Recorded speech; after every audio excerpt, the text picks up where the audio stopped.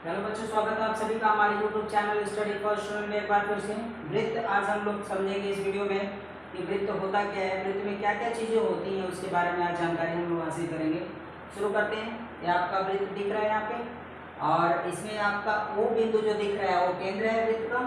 उसके बाद त्रिज्या देखिए, ओ ए ओ बी, ये दो त्रिज्याएं आपके सामने नजर आ रही हैं, ओ ए और ओ बी। किसी एक ही वृत्त में सिर्फ एक केंद्र होता है, याद रखिए। वृत्त का जो मध्य बिंदु होता है, वृत्त के अंदर सबसे मध्य बिंदु जो होता है वह वृत्त का केंद्र होता है। जिस बिंदु की वृत्त से दूरी समान होती है। जैसे मैं एक वृत्त आपको खींच के बता देता हूँ। यहाँ पे एक वृत्त मैंने खींच दिया, अगर इसका ये मध्य बिंदु है वो, तो इसका मतलब बिंदु ओ का वृत्त के, यह जो वृत्त बना हुआ है, वृत्त के सभी बिंदुओं से दूरी क्या होगी, समान होगी। चाहे यहाँ पे लीजिए, चाहे यहाँ पे कहीं भी रख लीजिए। ये अगर मान लीजिए यह बी है, सी डी और ई, तो यहाँ पे ओ ए ओ बी ओ सी, यानी सभी बिंदुओं की दूरी जो होगी क्या होगी, समान होगी, ये बराबर होगी। याद रखिए। तो किसी वृत्त में एक बिंदु जो होता है वृत्त का केंद्र होता है, लेकिन वह बिंदु वृत्त के अंदर होना चाहिए और बीचों बीच होना चाहिए, जिस बिंदु की दूरी वृत्त के सभी बिंदुओं से क्या होती है, समान होती है। ठीक है, चलिए त्रिज्या की बात कर लेते हैं। किसी एक वृत्त में बहुत सारी त्रिज्याएं खींची जा सकती हैं। वृत्त के केंद्र से वृत्त को मिलाने वाली जो रेखा होती है उसे हम क्या कहते हैं, वृत्त की त्रिज्या कहते हैं। वृत्त की त्रिज्या वृत्त के केंद्र से किसी वृत्त के किसी भी बिंदु से मिली होनी चाहिए, उसे हम वृत्त का क्या कहते हैं, त्रिज्या कहते हैं। वृत्त में त्रिज्याएं असंख्य खींची जा सकती हैं, अनगिनत बहुत सारी त्रिज्याएं खींच सकते हैं। जैसे मैं देखिए यहाँ पे दिखा रहा हूँ, ये जितनी भी चीजें देख रहे हैं यहाँ पे त्रिज्या ही है सब, एक तरफ से जब जितनी भी चाहे त्रिज्या खींच सकते हैं। ढेर सारी लाइनें हम जो खींच रहे हैं यहाँ पे, ये सब त्रिज्या हो सकती है। ठीक है, तो किसी वृत्त में असंख्य त्रिज्याएं खींची जा सकती हैं। व्यास की बात करें तो व्यास ये भी लिख सकते हैं, अभी ये लिख सकते हैं। वृत्त के केंद्र से होकर गुजरने वाली रेखा को हम क्या कहते हैं, वृत्त का व्यास कहते हैं। वृत्त का व्यास वृत्त के केंद्र से होकर के जाती है एक सामान्य रेखा के रूप में, और किसी एक वृत्त में व्यास भी अनगिनत खींचे जा सकते हैं। जैसे मैं खींच के बता देता हूँ आपको। किसी एक वृत्त में अनगिनत व्यास खींचे जाएंगे। जैसे मैं एक वृत्त बना देता हूँ, इसका केंद्र ये जितनी भी लाइनें हम वृत्त के केंद्र से गुजार रहे हैं, ये सभी की सभी लाइनें वृत्त का व्यास कहलाएंगी, क्योंकि वृत्त के केंद्र से होकर के जा रही हैं। ये सब की सब लाइनें वृत्त का क्या कहलाएंगी, व्यास कहलाएंगी। ठीक है, तो इसी वृत्त में व्यास भी अनगिनत खींचे जा सकते हैं, असंख्य, जिसकी कोई गिनती नहीं हो सकती। ठीक है, जीवा, वृत्त की जीवा देख लीजिए, पी क्यू वृत्त की जीवा है, और वृत्त का व्यास भी वृत्त की जीवा होती है। याद रखिए, किसी वृत्त में वृत्त का व्यास जो होता है वह वृत्त की जीवा कहलाती है, और सबसे बड़ी जीवा का नाम भी वृत्त का व्यास ही है।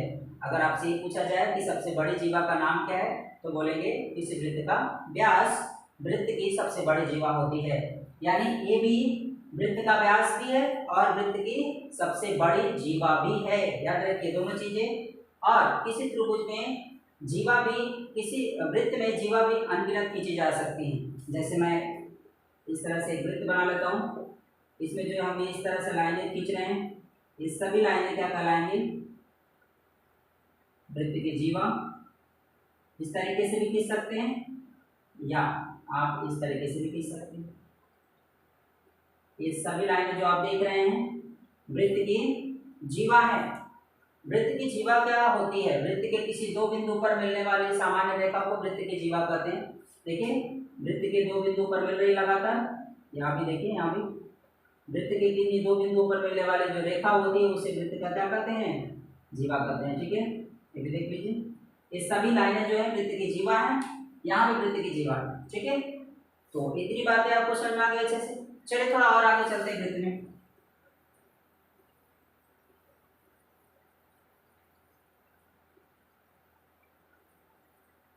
वृत्त की कुछ सामान्य प्रॉपर्टीज, वृत्त के कुछ सामान्य गुण जो होते हैं उनके बारे में भी आज हम लोग बात करेंगे। तो वृत्त में ऐसा क्या होता है, अर्धवृत्त का कोण 90 डिग्री होता है, ये हम अच्छे से जानते हैं। तो अर्धवृत्त का कोण 90 डिग्री क्यों होता है, या समकोण क्यों होता है, वो भी हम लोग आज पता करेंगे। फिलहाल एक वृत्त देख लेते हैं। इसमें इस वृत्त का केंद्र O है, और एक चाप यहाँ कट कर लेते हैं, ये चाप है, ये जो आप यहाँ से लेके यहाँ तक देख रहे हैं वृत्त का चाप है, इसे वृत्त का चाप कहते हैं। वो वृत्त का केंद्र है,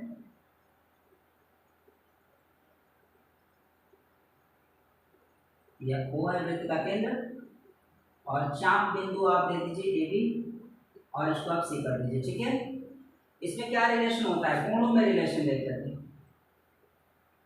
ठीक है, ये हम क्यों आपको समझाने का प्रयास करें, क्योंकि ये बहुत ही महत्वपूर्ण प्रमेय है जिसके बारे में जानकारी होना जरूरी है।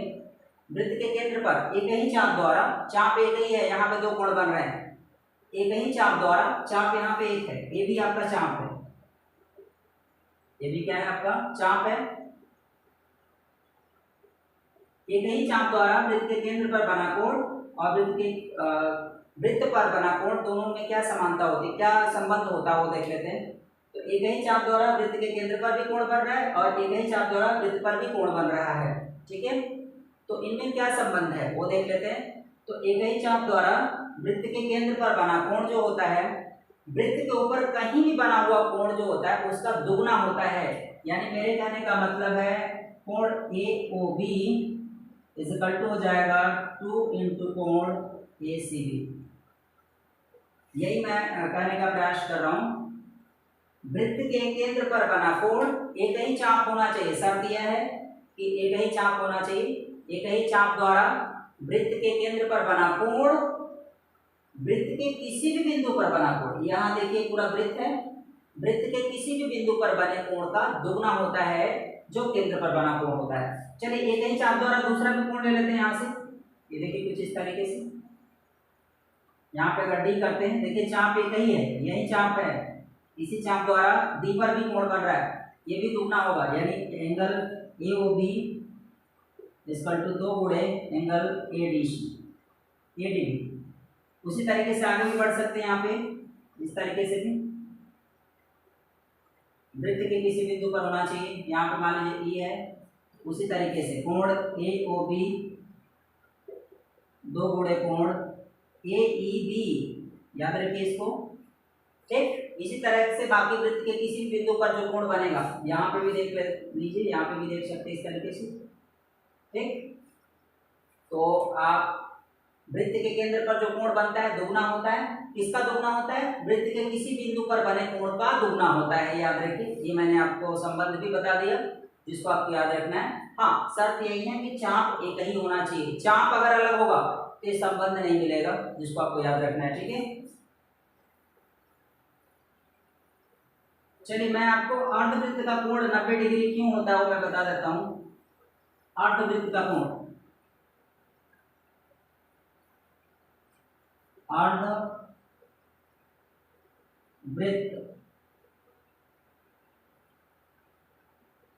का कोण समकोण होता है। अर्धवृत्त का कोण क्या होता है, समकोण होता है। ठीक, कैसे होता है वो देख लेते हैं।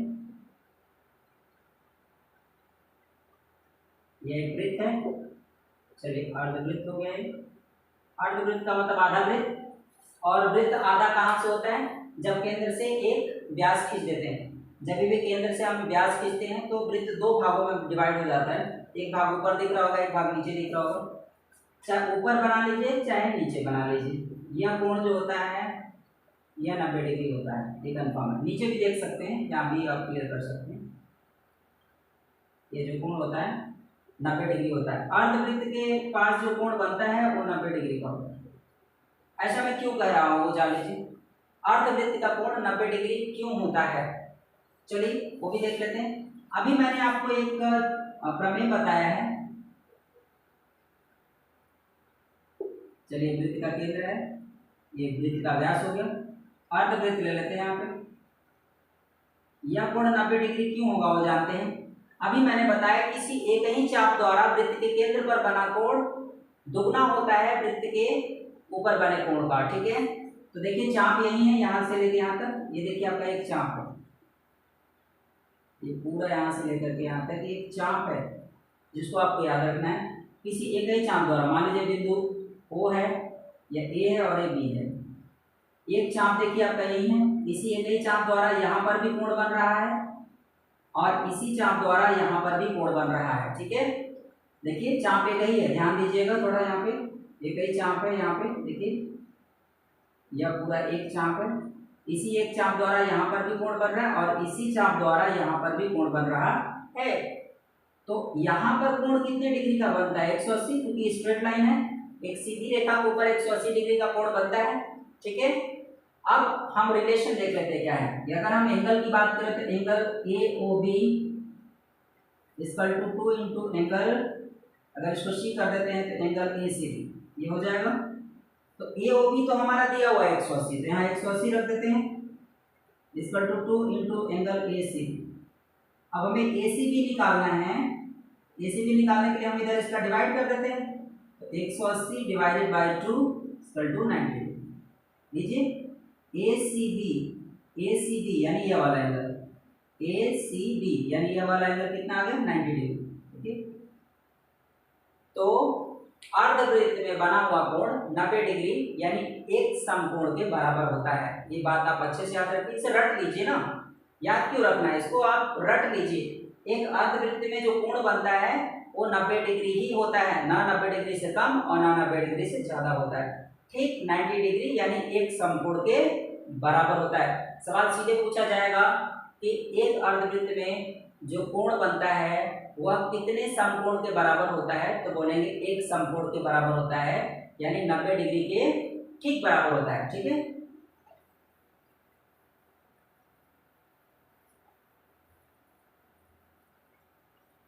थोड़ा और आगे चलते हैं, इसमें और भी प्रमेय है जिसको प्रूव करते हैं।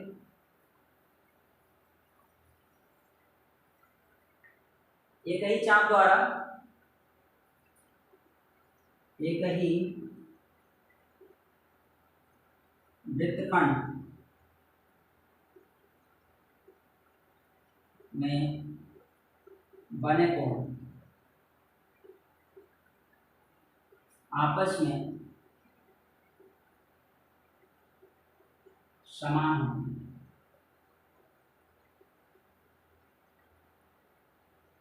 चलिए प्रमेय भी प्रूव करते हैं, सिद्ध करते हैं इसे। एक ही वृत्तखंड में बने हुए कोण, जितने भी कोण बन जाएंगे एक ही वृत्तखंड के, वो सब के सब आपस में क्या होते हैं? बराबर होते हैं। जैसे मैं एक वृत्त आप यहाँ बना देता हूँ,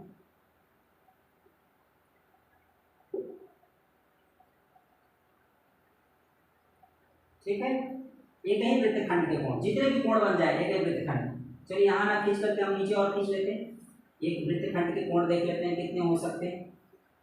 एक जीवा यहाँ खींच लेते हैं, ये जीवा मान लीजिए ये भी है, और वृत्तखंड आपका देखिए एक ही चाप द्वारा, एक ही चाप है यहाँ पे, इस एक ही चाप से वृत्तखंड बन रहा है। एक वृत्तखंड ऊपर बन रहा है और एक वृत्तखंड नीचे बन रहा है। एक वृत्तखंड ये है आपका और दूसरा वृत्तखंड ये है। तो एक ही चाप द्वारा दो वृत्तखंड तैयार हो सकते हैं। अब इन दोनों वृत्तखंडों में जितने भी कोण बन जाएंगे वो सब के सब आपस में बराबर होते हैं। चलिए ये देख लेते हैं, ये कोण, ये देख लीजिए इस तरह से एक ही वृत्तखंड और एक ही चाप द्वारा कोण बनने चाहिए। याद रखना है आपको, जितने भी कोण बन जाएंगे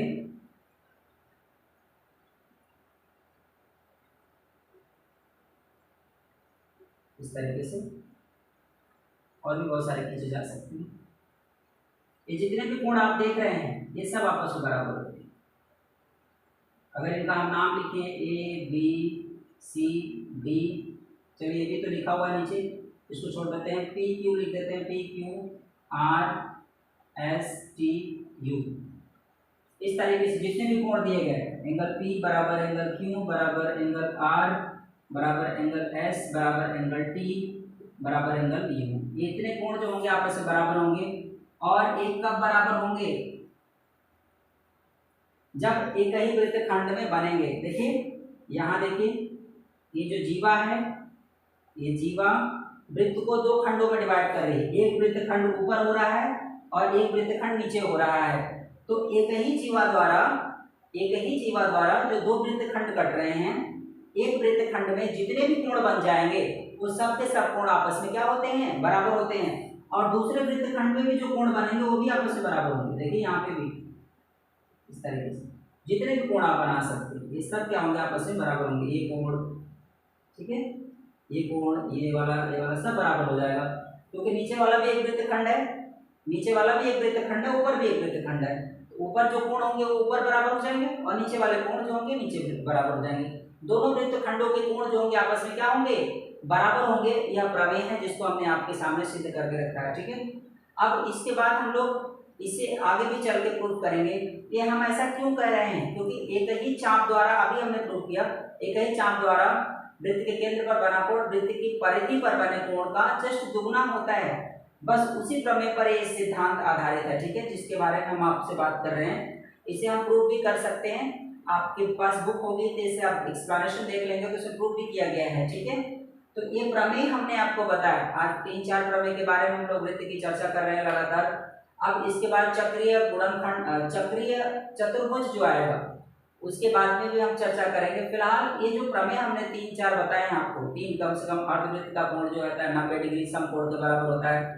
इसके अलावा वृत्त के केंद्र पर बना कोण परिधि पर बने कोण का जस्ट दुगुना होता है वो, और एक इन तीनों प्रमेय के ऊपर कुछ सवाल हैं जिसको हम लोग हल करेंगे, और हल करने के बाद चक्रीय चतुर्भुज के पास भी चलेंगे, वहां भी हम लोग कुछ क्वेश्चन उस पर हल करेंगे। चक्रीय चतुर्भुज वृत्त का ही एक चतुर्भुज है जो कि बड़ा ही स्पेशल है, उसके बारे में भी हम लोग अगले वीडियो में चर्चा करेंगे, और इन तीनों प्रमेय पर कुछ सवाल भी हल करेंगे। आपके पास बुक होगा तो इन तीनों प्रमेय से रिलेटेड कुछ सवाल हल कर सकते हैं आप घर पे, और आसानी से सॉल्व कर सकते हैं। कुछ एग्जाम्पल दे करके आप कोशिश करेंगे तो मुझे लगता है दिक्कत नहीं होनी चाहिए।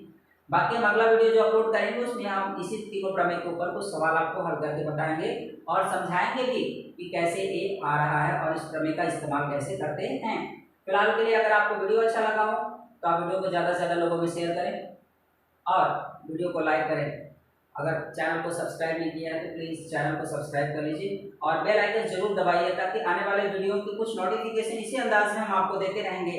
और हो सके तो वीडियो को ज़्यादा से ज़्यादा लोगों में शेयर करें प्लीज़। और चैनल को सब्सक्राइब नहीं किया तो एक बार आप लोगों से विनती है चैनल सब्सक्राइब कर लें। तब तक के लिए धन्यवाद, गुड नाइट।